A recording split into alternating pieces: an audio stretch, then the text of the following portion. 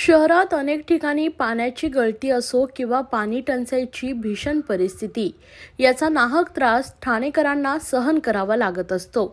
असे असताना महापालिका क्षेत्रातील पाणी पुरवठ्याचे लेखापरीक्षण गेली 16 वर्ष होत नसल्याची धक्कादायक बाब नुकतीच उघड झाली आहे। कोट्यवधी रुपये खर्च करूनही ठाणेकरांना मुबलक पाणी मिळत नाही, हीच मोठी शोकांतिका असून या प्रकरणी जबाबदार अधिकाऱ्यांवर कठोर कारवाई करण्याची मागणी संदीप पाचंगे यांनी केली आहे। ठाणे महापालिका क्षेत्रातील पाणी पुरवठ्याचे लेखापरीक्षण गेली 16 वर्ष होत नसल्याची बाब पाणी पुरवठा तक्रार समितीच्या बैठकीत समोर आली आहे। ठाणे महापालिका क्षेत्रातील पाणी टंचाईच्या समस्येबाबत उच्च न्यायालयात एक जनहित याचिका 2016 मध्ये दाखल झाली होती। घोडबंदर भागातील गृहसंकुलांना अधिक टंचाईच्या झळा बसत असल्याच्या तक्रारी नागरिकांनी समितीपुढे केल्या।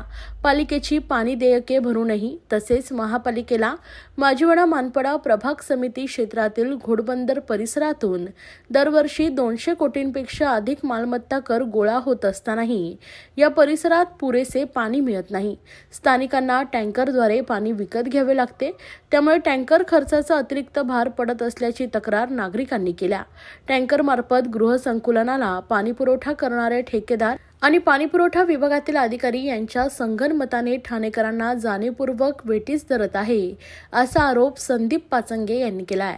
पालिका हद्दीत पाणीपुरवठा करणाऱ्या स्त्रोतांकडून किती पाणी घेतले जाते, प्रत्यक्षात किती पुरवठा होतो, गळतीचं प्रमाण किती याची माहिती पालिकेकडे उपलब्ध असेल तर पाणीपुरवठा नियोजन करणं सोपं जाईल आणि टंचाई कमी होण्यास हातभार लागेल। यासाठी लेखापरीक्षण होणं गरजेचं असल्याचंही पाचंगे यांनी म्हटलंय।